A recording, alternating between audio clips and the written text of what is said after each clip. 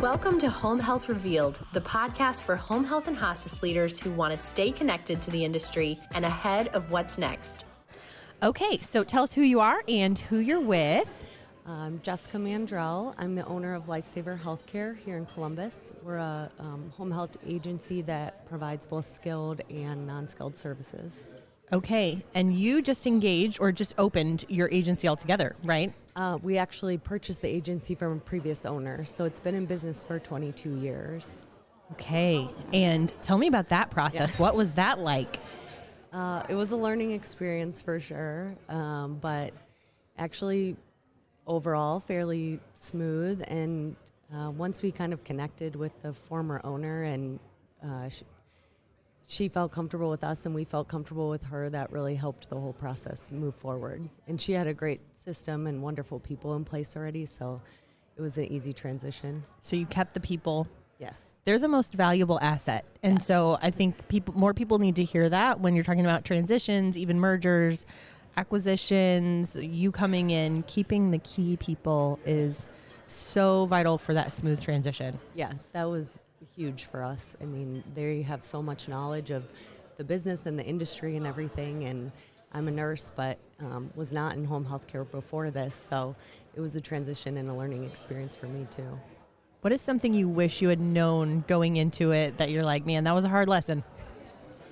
I guess I would say that prior authorizations can be challenging. And having your ducks in a row before you do anything is key. Yes, they're a really big deal. Yes. Around here. And as far as engaging in Ohio's association, how has that helped you with your agency? Well, so far, I mean, they've been a wonderful source of information. Their help desk I've already reached out to. Lisa has been kind of helping to shepherd me through some of these changes and just giving me advice, looking at the business with me and saying, hey, we see where you could do this or this might help you. So yeah, just a wonderful team to have on your side. Yes, I definitely agree. As far as like future and growth, I mean, I think anytime you acquire a business, right, you go in with this like hopeful anticipation and it's going to be great and you maybe learn some lessons, along the way. But what is your future plan and growth projection? I mean, we plan to take the business to the next level. The former owner had gotten it to a good place where she was comfortable and she was nearing the end of her career. And so kind of just let it hang out there naturally. And, my husband purchased the business with me and we're younger and we're like, hey, let's see where we can go, where we can grow. I think the industry as a whole is growing. And I think it's kind of the future of healthcare is to be able to keep people at home. And so, yeah, we're excited for it. Is this your first event Yes. with the council? Yeah. So we're only half a day in. Yeah. What sessions did you listen in on? Kind of what did you learn? What did you think? Yeah, I was in the Palmetto session this morning for home health care. And honestly, it was actually a wealth of knowledge for me because I haven't really been involved in Medicare billing before jumping into this endeavor. So I learned actually a lot of things from it. It was good. Did you jump into doing your own billing or did you have that team in place? No, that team was in place, thank goodness. That was a godsend. Yeah, yes.